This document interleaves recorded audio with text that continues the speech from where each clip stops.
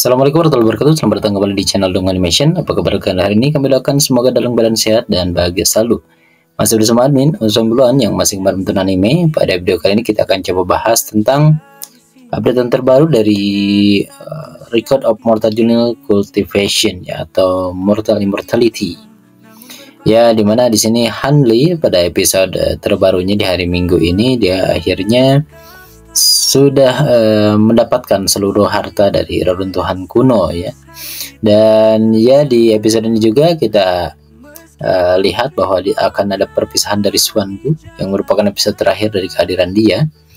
Dan di Weibo resminya sudah banyak sekali dibahas meme tentang Swangu ini, karena termasuk dari salah satu karakter yang difavoritkan oleh para netizen karena karakternya, ya. Ya, dan teman-teman, di episode ini kita diperlihatkan bahwa akhirnya Hanli bisa terlepas dari berbagai tekanan pada saat ini, karena orang yang mengincarnya atau yang membuatnya riskan, yaitu Swangu, akhirnya hari ini tewas di tangan Hanli, ya. Meskipun di situ ada sedikit keberuntungan yang dimiliki oleh Hanli pada saat ini, karena untungnya Swangu memiliki celah kekuatan, meskipun dari segi kultivasi dia berada di tingkat lebih tinggi daripada Hanli. Namun kenapa ini terjadi? Karena kita ketahui bersama bahwa Swangu akhirnya dia memiliki api yang sangat dia idam-idamkan, ya, yaitu api biru, ya, api es biru kering yang bahkan membuat dia lebih tertarik daripada tripod atau kuali surgawi yang dikejar oleh para Nascensol yang masuk ke reruntuhan itu. Tapi dia lebih memilih api biru ini, ya, karena dia merasa bahwa api biru ini tentunya lebih destruktif atau lebih bisa menjadi senjata andalan dia untuk menghadapi para Nascensol, karena si api biru ini dia bisa membakar tubuh dari seorang Nascensol, ya, dimana Nascensol ini sangat takut dengan api ini, sehingga di episode sebelumnya kita lihat para Nascensol tidak berani menyentuh api biru ini, ya. Namun akhirnya Swangu bisa mendapatkan api ini dengan beberapa trik, ya, karena dia juga mempunyai yang namanya, ya, senjata dari bambu guntur emas, ya. Dan senjata ini dia dapatkan satu-satunya yang dia miliki, ya, dan kekuatan guntur emas ini bisa diaplikasikan dengan api yang sebetulnya sangat sulit untuk dikendalikan, yaitu api biru kering yang ada di bawah lubang di mana kuali surgawi itu ada di sana, ya. Dia mendapatkannya, bahkan dia tidak sama sekali keberatan ketika kuali surgawi itu diambil oleh Hanli sebelumnya. Lalu kenapa ketika dia mendapatkan api yang dicanangkan bisa membunuh bahkan seorang Nascensol, tapi dia tetap bisa dikalahkan oleh Hanli? Menurut admin pribadi ada 3 hal kenapa Swangu ini dikalahkan oleh Hanli. Di antaranya ialah yang pertama bahwa Swangu ini salah perhitungan, ya.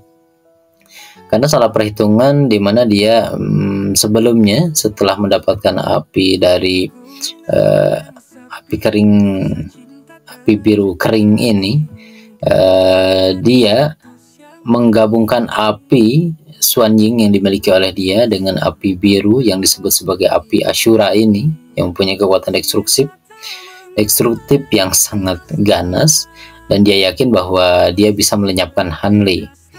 Lalu kenapa sebelumnya dia tidak melenyapkan Hanli terlebih dahulu sebelum mendapatkan kuali itu? Karena tentunya, ya, karena Swangu membutuhkan Hanli untuk bisa mengambil tripod atau kuali surgawi agar api birunya ini juga bisa dia ambil pada akhirnya. Dan juga, ya, Swangu ini juga takut pada Hanli karena Hanli memiliki senjata, yaitu pedang yang dibuat oleh bambu guntur emas ini, dan karena si bambu guntur emas ini mempunyai kekuatan untuk menekan kekuatan iblis, ya, kekuatan iblis atau kekuatan ekstrim yin yang ada di dalam diri Swangu. Jadi Swangu pada awalnya sangat berhati-hati, ya, jadi dia cukup sabar untuk bisa bertahan dan bahkan bekerja sama dengan Hanli untuk bisa mendapatkan api biru yang disebut sebagai api Asura ya, setelah dia integrasikan bersama api ekstrim yin yang ada di dalam tubuh dia. Lalu itulah yang pertama. Jadi Xuangu dia salah perhitungan karena dia berpikir bahwa Han Li hanya memiliki ya paling banyak selusin lah 12 pedang yang dibuat dari bambu guntur emas ini. Karena dia berpikir bahwa bambu guntur emas ini adalah hal yang langka dan bahkan sudah punah. Namun sayang sekali bahwa Han Li ternyata memiliki lebih dari 12 pedang, karena dia memiliki 20 lebih, kalau tidak salah 20 lebih pedang yang dibuat dengan dengan bambu guntur emas ini. Sehingga ya dia salah perhitungan karena dia pikir beberapa pedang sudah digunakan oleh Han Li dan kemungkinan besar hanya sedikit pedang yang dimiliki oleh Han Li ketika nantinya akan bertarung dengan dia di akhir. Ini yang membuat Xuangu dikalahkan. Itu hal yang pertama ya, salah perhitungan. Lalu yang kedua ialah karena Xuangu belum terampil menggunakan api Asura ini. Dia belum terampil menggunakan api Asura ini. Kenapa juga dia menggunakan sebuah skill yang sebetulnya belum dia kuasai sepenuhnya.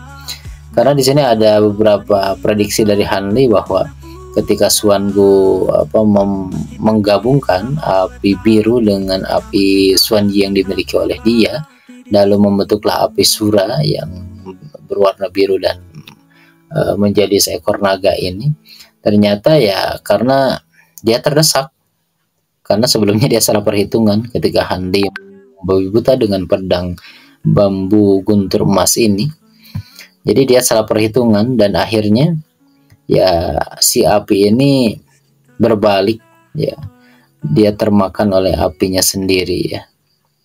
Dia dikalahkan oleh Han Li karena kecerobohan dia menggunakan jurus andalan yang belum bisa dia kuasai, yaitu api Asura tadi ya.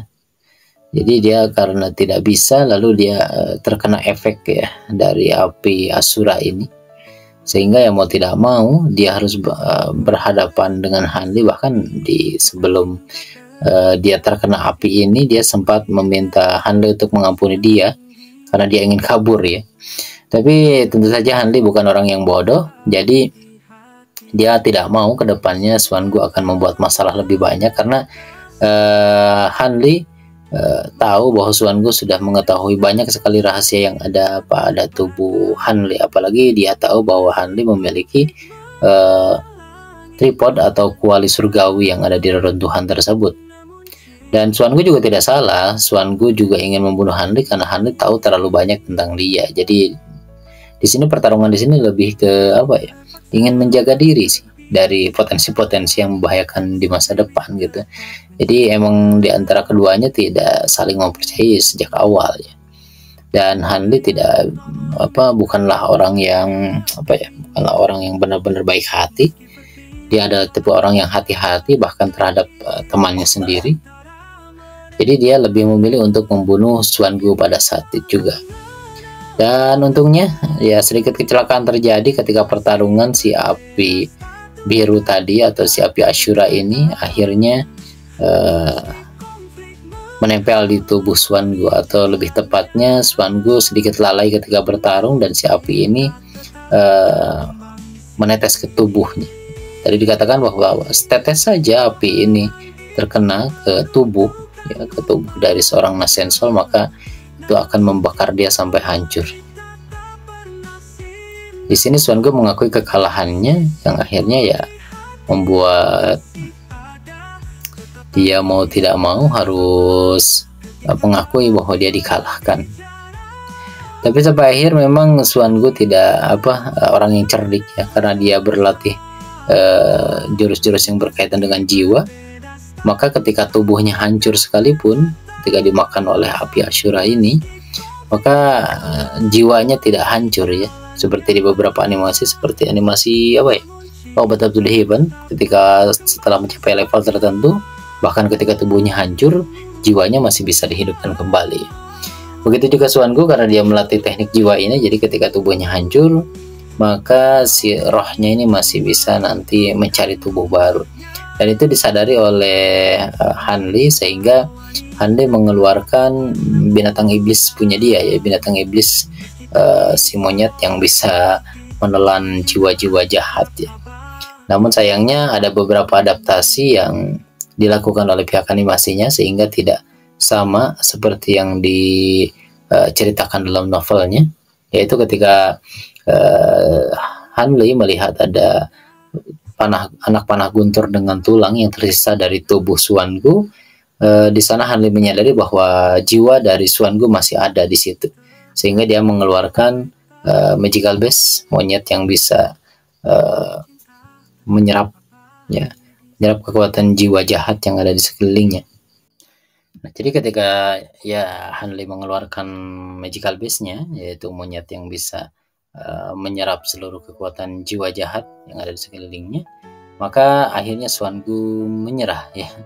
Karena monyet ini tentu saja bisa memakan dia sekaligus. Di novelnya Hanli tidak basa-basi, dia langsung menyuruh si monyet ini untuk menyerap roh dari Xuangu. Tapi di animasinya sedikit berbeda. Di animasinya Xuangu menghancurkan tubuhnya sendiri sehingga dia tidak ingin berinkarnasi di sini.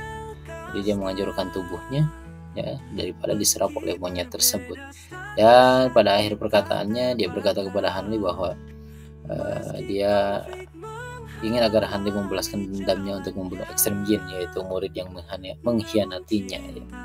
Yang ya kita ketahui bersama di awal cerita bahwa kenapa Xuangu sangat dendam ingin membunuh muridnya, karena dua muridnya mengkhianati dia berlatih ya, mereka membunuhnya ketika sedang berlatih.